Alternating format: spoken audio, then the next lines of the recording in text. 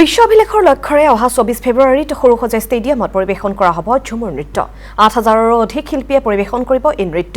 কাইলৈৰ পৰা প্ৰতিটো সমষ্টিতে মাষ্টাৰ ট্ৰেইনাৰৰ সহযোগত আৰম্ভ হ'ব বাছনি প্ৰক্ৰিয়া। ইয়াৰ পিছত প্ৰতিখন জিলাত হ'ব বিশেষ অনুষ্ঠান। ১৯ ফেব্ৰুৱাৰীত প্ৰতিখন জিলাৰ বাছনিপ্ৰাপ্ত শিল্পীক অনা হ'ব গুৱাহাটীলৈ। ২১ ফেব্ৰুৱাৰীৰ পৰা ২৩ ফেব্ৰুৱাৰীলৈ সৰুসজাই ষ্টেডিয়ামত আৰম্ভ হ'ব ফাইনেল ৰিহাৰ্চেল। আজি সংবাদমেলযোগে এই কথা জানিবলৈ দিয়ে সাংস্কৃতিক মন্ত্ৰী বিমল বৰাই। ২৪ ফেব্ৰুৱাৰীত প্ৰধানমন্ত্ৰীৰ উপস্থিতিত পৰিৱেশন কৰা হ'ব ঝুমুৰ নৃত্য। অংশগ্ৰহণকাৰী প্ৰতিগৰাকী শিল্পীক প্ৰদান কৰা হ'ব বিশেষ মাননি। এটা বিশাল সংখ্যক শিল্পীৰ সমাৱেশেৰে এক ঝুমুৰ নৃত্যৰ চিন্তা চৰ্চা পৰিকল্পনা কৰা হৈছে, গীত বাণীবদ্ধ কৰা হৈছে। সেইসকলে শিকাবৰ কাৰণে মাষ্টাৰ ট্ৰেইনাৰৰ প্ৰশিক্ষণ অহা কাইলৈৰ পৰা আৰম্ভ হ'ব।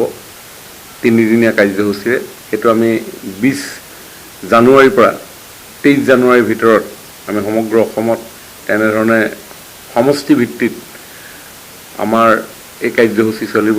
তাৰ পৰৱৰ্তী সময়ত জিলা পৰ্যায়ত সমষ্টিসমূহক লৈ তাৰ শিল্পীসকলে বাছনি কৰা শিল্পীসকলক লৈ আমি এটা অনুষ্ঠান কৰিম।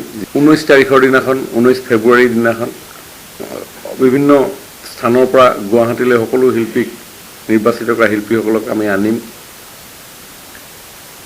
২০ তাৰিখে মস্কোলৈ ২১, ২২, ২৩ এই তিনিটা দিন সৰুসজাইতে গোটেই অনুষ্ঠানটো হ'ব। আৰু ২৪ ফেব্ৰুৱাৰীৰ দিনা মাননীয় দেশৰ যশস্বী প্ৰধানমন্ত্ৰীৰ উপস্থিতিত বৰ্ণাঢ্য ঝুমুৰে প্ৰাণ পাই উঠিব।